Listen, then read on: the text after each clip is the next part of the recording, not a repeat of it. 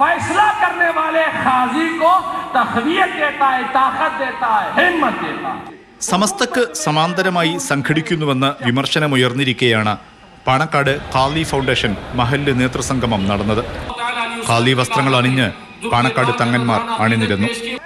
മൊയ്യിനലി തങ്ങൾ പങ്കെടുത്തില്ല. സമസ്തയുമായുള്ള രക്തബന്ധം മുറിച്ചു കളയാൻ കഴിയില്ലെന്ന് സ്വാദിഖ് അലി തങ്ങൾ. തലമുറകളായി കിട്ടിയിട്ടുള്ളതാണ്. അതെവിടെ മറച്ചു വെക്കാനോ അല്ലെങ്കിൽ എവിടെ മറന്നു വെക്കാനോ ഉപേക്ഷിച്ചു പോകുവാനോ ഞങ്ങളുടെ രക്തബന്ധം ഞങ്ങളെ അനുവദിക്കുകയില്ല എന്ന് ഇവിടെ പറയാൻ ആഗ്രഹിക്കുന്നു. മറ്റൊന്നുകൊണ്ടല്ല, ഇങ്ങനെ ഖാദി ഫൗണ്ടേഷനെ കുറിച്ച് ചിലരൊക്കെ എന്തിനൊപ്പം എന്നൊക്കെ സംശയം പ്രകടിപ്പിച്ചിരുന്നു. ഇത് സംസ്ഥയെ ശക്തിപ്പെടുത്താം, സംസ്ഥയുടെ സമസ്തയിലെ ലീഗ് പക്ഷ നേതാക്കളുടെ പങ്കാളിത്തമുണ്ടായപ്പോൾ പ്രസിഡന്റ് ജിഫ്രി തങ്ങളുടെയും അദ്ദേഹത്തിനൊപ്പമുള്ളവരുടെയും അസാന്നിധ്യം ശ്രദ്ധേയമായി.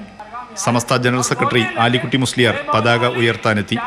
പാണക്കാടിനെ എതിർക്കുന്നവർക്ക് തിരിച്ചടിയുണ്ടാകുമെന്ന് ഓർമ്മപ്പെടുത്തി അബ്ദുസമദ് പൂക്കോട്ടൂർ. അകലെ എന്ന് അദ്ദേഹം പറഞ്ഞതോടുകൂടി അതിന്റെ തലപ്പത്തിരിക്കുന്ന പണ്ഡിതന്മാർ പോലും പൂക്കോയെക്കുട്ടി പറഞ്ഞതുകൊണ്ട് ഇനി നമുക്ക് നിലനിർത്തേണ്ടതില്ല എന്ന ഒരു തീരുമാനത്തിലെത്തുകയും ആ സമാന്തര സംഘടന അതോടുകൂടി അസ്തമിക്കുകയും ചെയ്തു. സമസ്തക്കെതിരെ ആ സമാന്തര സംഘടന വരുമ്പോ ചില്ലറക്കാരായിരുന്നില്ല അതിന്റെ തലപ്പത്ത്, വലിയ മഹാപണ്ഡിതന്മാരായിരുന്നു. ആ ഒറ്റ പ്രസംഗം കൊണ്ടതില്ലാതായി. അതേസമയം ഖാലി ഫൗണ്ടേഷനെതിരെ വിമർശനവുമായി കാന്തപുരം വിഭാഗം രംഗത്തു വന്നു. ഫൗണ്ടേഷന് പിന്നിൽ രാഷ്ട്രീയ ലക്ഷ്യമാണ്.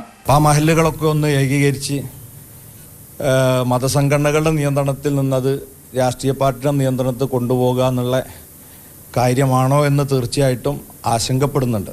മതവും രാഷ്ട്രീയവും കൂടി ഒരു കേന്ദ്രത്തിലേക്ക് പോകുന്നോ എന്നുള്ള ഒരു ആശങ്കയാണ്.